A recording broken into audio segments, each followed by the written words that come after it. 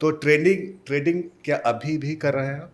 Yes, मेरा trading अभी भी चालू है। जब मेरे पास कोई क्लाइंट नहीं रहते हैं और मेरे पास फ्री टाइम रहता है, तब मैं स्टॉक मार्केट की तरफ चला जाता हूँ। और अभी मुझे बहुत सारी उसमें चीज़ें मालूम पड़ी हैं कि जी। कौन सा तरह का ट्रेडिंग मुझे सूट करता है। हुँ। बहुत लोग एफ&ओ करते हैं, इंट्राडे करते हैं, डेली बेसिस पर ट्रेड करते हैं। वो सूट करेगा, या फिर लॉन्ग टर्म वाला कि जहाँ पर आप कोई एक स्टॉक ले लो, उसको होल्ड करो, तो वो सूट करेगा, चाहे भले वो एफ&ओ का ही क्यों ना हो। तो मैंने अपना पोटेंशियल को रियलाइज़ किया कि मेरे बर्थ चार्ट में क्या लिखा है। फिर मैंने मेरे पास्ट ट्रेड्स को एनालाइज किया।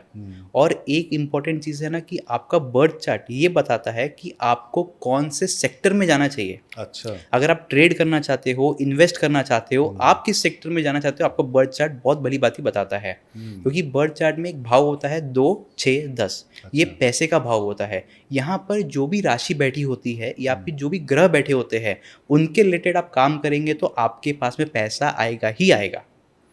तो ओके। अब मेरा पूरा ऑटोमेट हो गया। मुझे पता है कि मेरे लिमिटेड वॉच लिस्ट है, 10 स्टॉक है, मुझे उसी को फॉलो करना है, उसी में ट्रेड करता हूँ और उसी सेक्टर के कोई अगर अच्छे स्टॉक मिले तो उसमें इन्वेस्ट करके छोड़ देता हूँ। ओके। अगर आपसे कोई नॉलेज लेना चाहता है, आपसे हेल्प लेना चाहता है स्टॉक मार्केट में आने के लिए, तो क्या आप उसको गाइड करते हैं? ये टोटली रहता है क्लाइंट के ऊपर। अगर कोई मेरे पास कोई आ रहा है और स्पेसिफिकली इस चीज़ के बारे में पूछ रहा है, तो ही मैं उसको बताता हूँ। बिकॉज स्टॉक मार्केट एक ऐसा गेम है, क्योंकि मैंने तो इसको सीखा। मुझे इसमें 5 साल लग गए सिर्फ स्टॉक मार्केट को सीखने के लिए।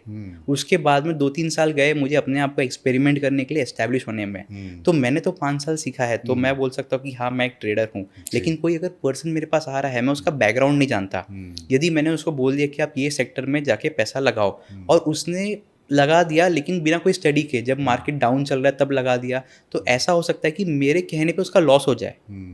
भले बाद में प्रॉफिट हो, लेकिन उस मोमेंटली उसका लॉस होगा जब उसका मनोबल टूट जाएगा।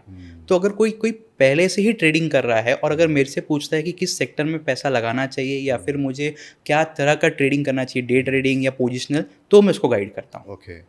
तो क्या कौन-कौन सी राशि वाले शेयर मार्केट में इन्वेस्ट कर सकते हैं या कौन नहीं कर सकते हैं? क्या ये एस्ट्रोलॉजी में बताया जाता है? यस, एक एस्ट्रोलॉजी में एक भाव होता है, पांचवा भाव। तो पंचम भाव का जो स्वामी है, वो जिस नक्षत्र में बैठा होगा या जिस घर में बैठा होगा ना, वो बताता है आप ट्रेड कर सकते हो कि नहीं कर सकते अच्छा। हो। जस्ट एग्जांपल, एक लेमन टर्म्स में बताता हूँ कि कोई भी व्यक्ति जिसका डेट ऑफ बर्थ में 5 नंबर और 6 नंबर आ रहा होगा, वो आप मोटा मोटी कह सकते हैं कि वो ट्रेडिंग कर सकता है। अच्छा। हाँ, और इन्वेस्टिंग एक ऐसा चीज़ है कि कोई भी कर सकता है, हुँ। लंबे समय में सबको फ़ायदा होगा। हुँ। और बस एक जो 3 नंबर वाले हैं, जिनका मूलांक 3 होता है, यानी जिसका डेट ऑफ बर्थ 3 हो, 12 हो, 21 हो या 30 हो, इनको थोड़ा शॉर्ट टर्म ट्रेडिंग अवॉइड करना चाहिए। अच्छा। बिकॉज़ इनको सब कुछ जल्दी चाहिए होता है। हुँ। इनका नेचर होता है कि रैपिड चाहिए, तुरंत के तुरंत चाहिए। तो वो थोड़ा-सा डे ट्रेडिंग में हैम्पर हो सकता है, लेकिन long term is very good. जिनके डेट ऑफ बर्थ ये हैं, वो लोग अगर करते हैं तो इंटर बहुत उनको लाभ होता है, बहुत लाभ होता है। ग्रेट।